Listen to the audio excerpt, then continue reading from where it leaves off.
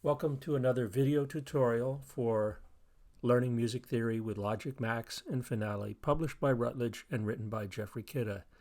In this video tutorial, we'll discuss the Chromatic Progression Generator, an app created in Max that helps us explore harmonic progressions, and specifically here, chromatic progressions using chromatic harmony.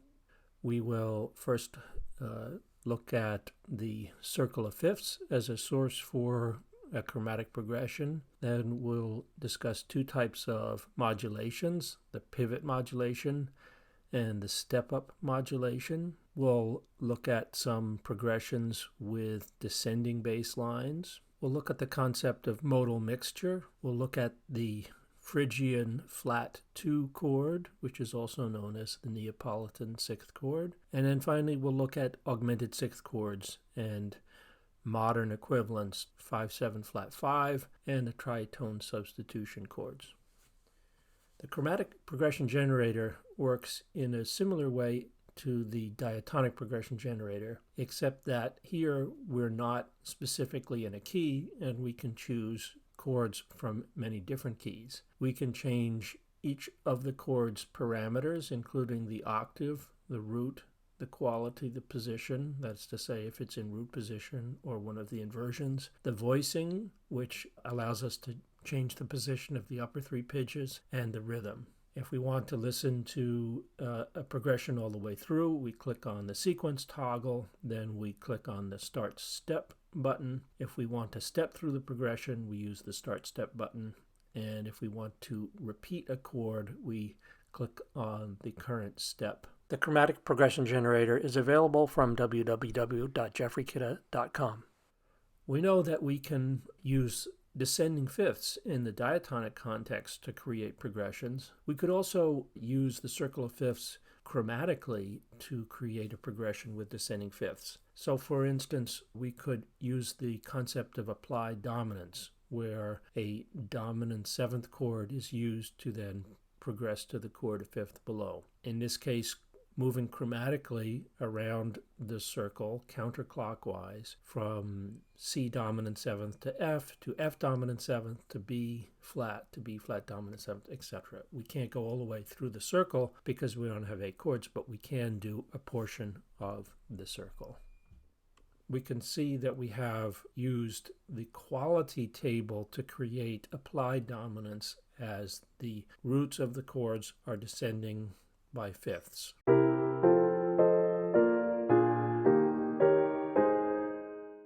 We can use the Chromatic Progression Generator to investigate modulations. A harmonic modulation occurs when you move from one key to another key.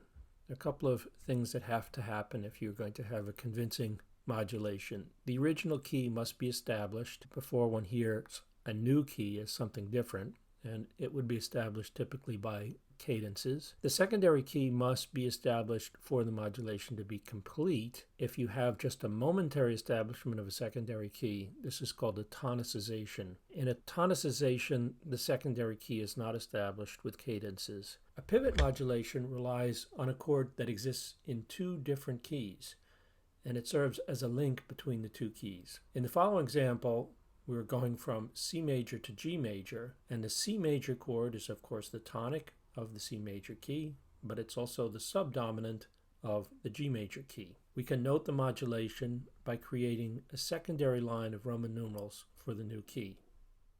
At chord 4, we have a C major chord in first inversion that functions both as the tonic of C major and as the subdominant of G major.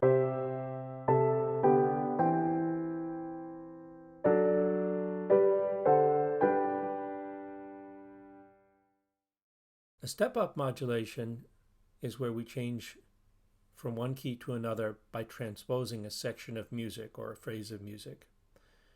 In a step-up modulation, we have antecedents in the classical world, which are known as sequential modulations. And the reason why it's called a sequential modulation is because when you repeat the phrase, it sounds like we have something like a sequence. We can hear step-up modulations in popular music, such as Michael Jackson's Man in the Mirror, among many other songs. In the following example, we have a phrase in E minor, which is then shifted to F minor. So this is a step-up modulation of a half step. In this case, the first four measures are transposed exactly into the second half, measures 5 through 8.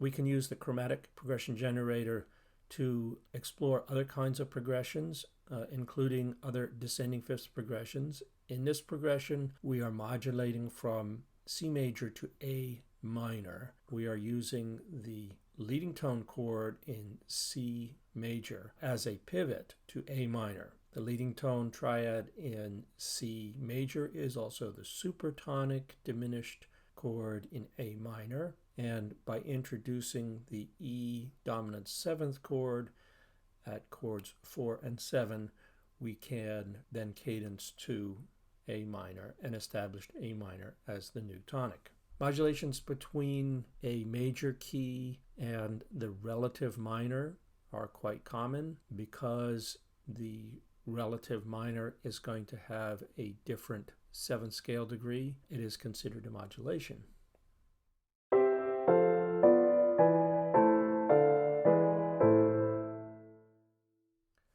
We can use the Chromatic Progression Generator to explore another descending fifths progression with other chromatic alterations.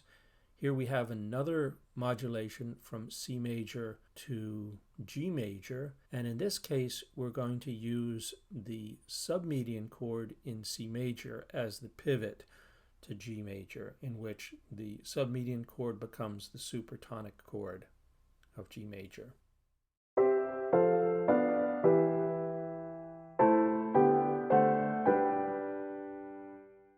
Modal mixture is where we move from the major chord to the minor chord on the same root. Modal mixture is common and happens in many musical contexts. For instance, we could hear modal mixture in the Beatles song Blackbird. Modal mixture relies on the concept of borrowed chords. If you're in C major, you can borrow chords from C minor, or the other way around. Richard Strauss's tone poem, Also sprach Zarathustra, mixes the major and minor versions of a C chord in dramatic fashion at the opening. With the Chromatic Progression Generator, we are of course simplifying the music substantially. Here's the example of modal mixture that we can hear in Richard Strauss' Also sprach Zarathustra.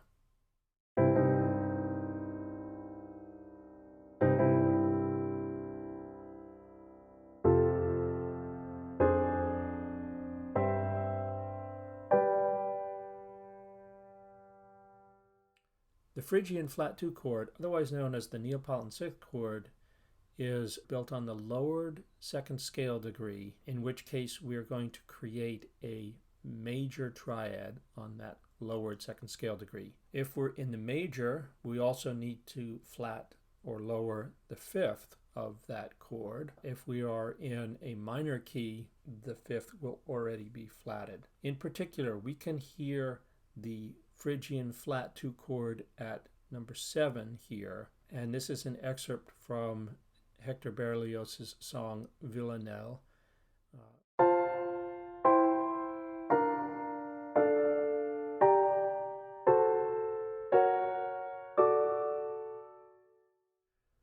The augmented 6th chords have an origin in the idea of an applied dominant. In the first line here, we have in the key of C major an applied dominant going to the dominant chord. That's to say 5-7 of 5. So if we take that 5-7 chord and we flat the 5th, as we can see in the 4th measure on the top line, and then take that flat 5th and move it into the bass and rearrange the other pitches so that the leading tone is in the melody, we then have an augmented 6th between the A flat and the F sharp, and these two notes move outward to the root of the 5 chord. This particular example is known as the French augmented 6th chord. There are three augmented sixth chord types: the French augmented sixth, the Italian augmented sixth, and the German augmented sixth. One of them is essentially the same chord as what's known as the 5/7 flat 5 chord, which is found in jazz and popular music.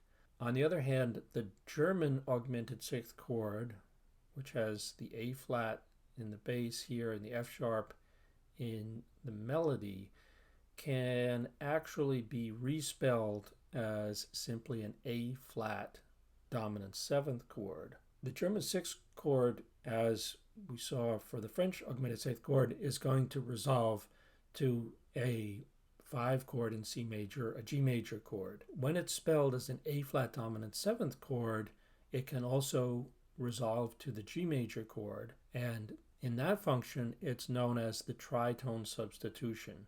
This is an example from Cole Porter's song Easy to Love, and we can hear the tritone substitution chord and the augmented sixth chord in root position in this progression. So at chord 4, we have a tritone substitution chord, which is an F dominant seventh chord resolving to the median chord in C major. And at chord 6, we have a 5/7 flat 5 chord resolving down a fifth to the supertonic. Now the 5/7 flat 5, which is resolving to the supertonic, should technically have an E flat. That would be the flatted fifth of the A dominant seventh chord, but it's here spelled as a D sharp, the enharmonic equivalent.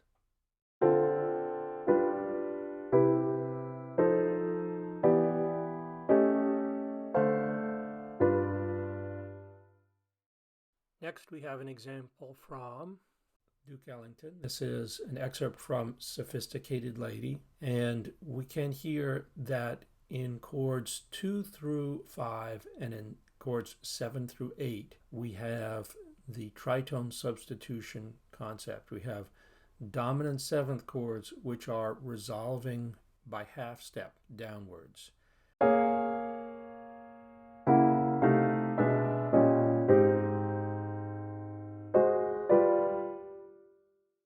Thanks for watching.